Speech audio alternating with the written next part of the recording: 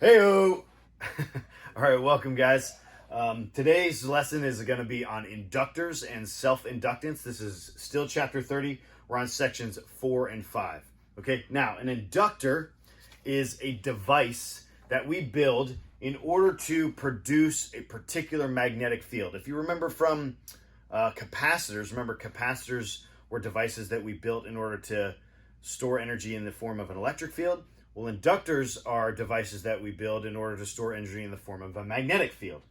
Okay? The geometry of an inductor is merely a solenoid. It's a number of windings, right? That have some number of turns. That was terrible, I know. They have some number of turns and some length and some diameter, right? It's a solenoid. It's basically a solenoid, just like, a slinky. Okay? That's an inductor. Okay, now in a circuit diagram, an inductor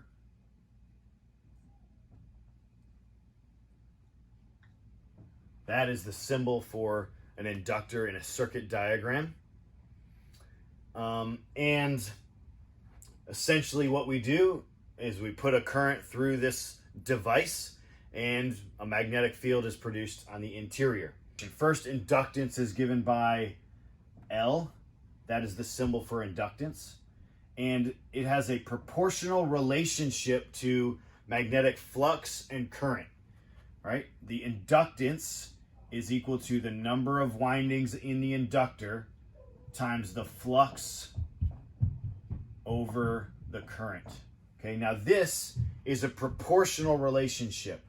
Okay, this is the way that your book writes it. I would almost prefer to write it like this. Current is equal to the number of turns times the flux over the inductance.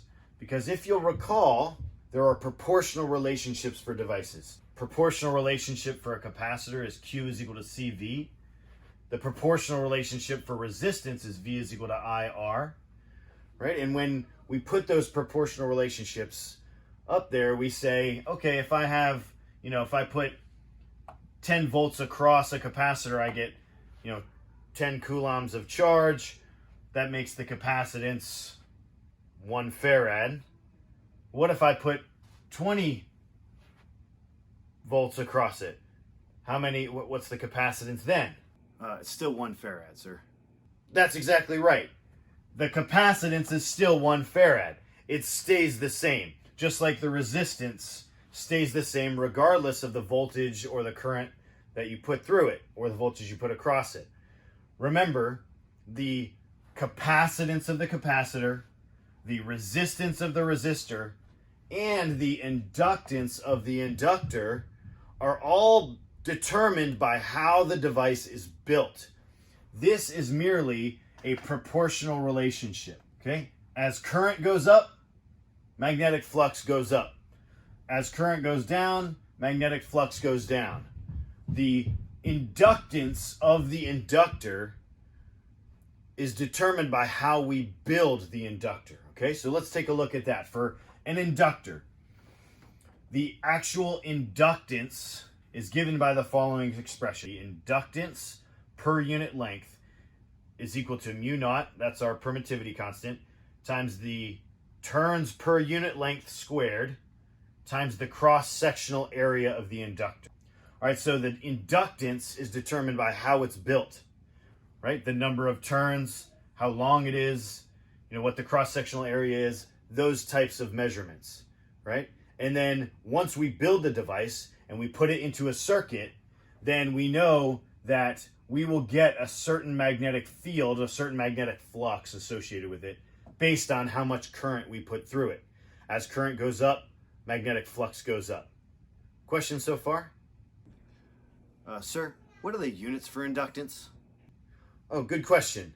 The SI unit is a Henry. All right, or if you're French, it's Henri. Okay, it's an H.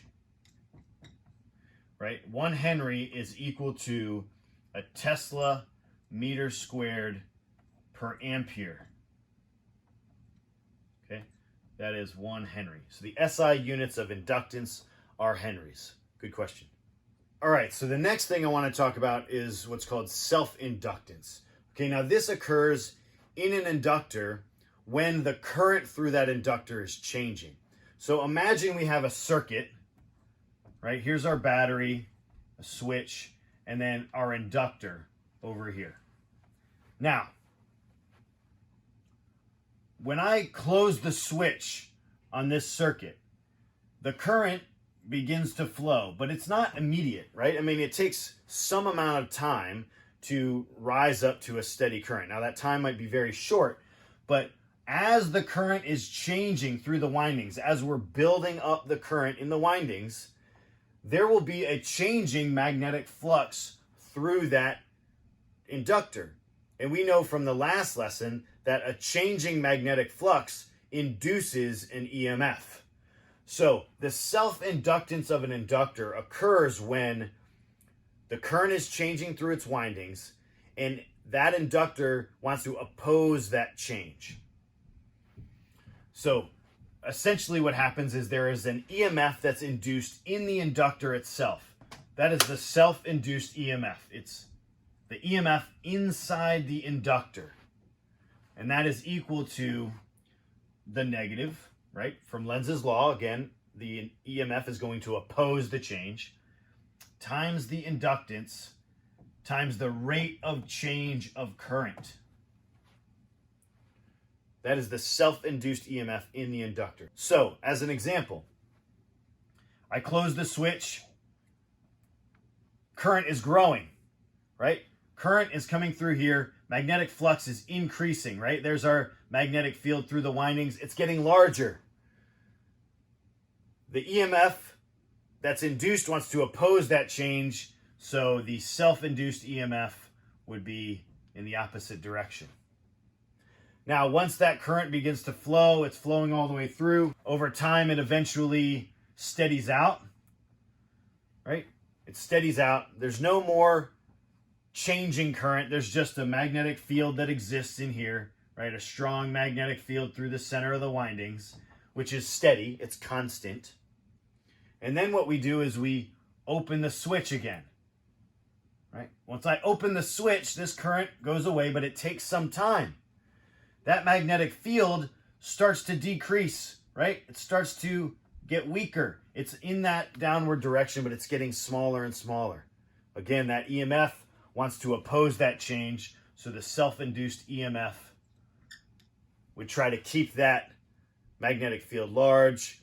Over time, that decay of current wins out, and this EMF gets smaller and smaller with the magnetic field until it eventually reaches zero and we have no more current flowing. Any questions? Okay, that's it for today's lesson. Hope you have a great day.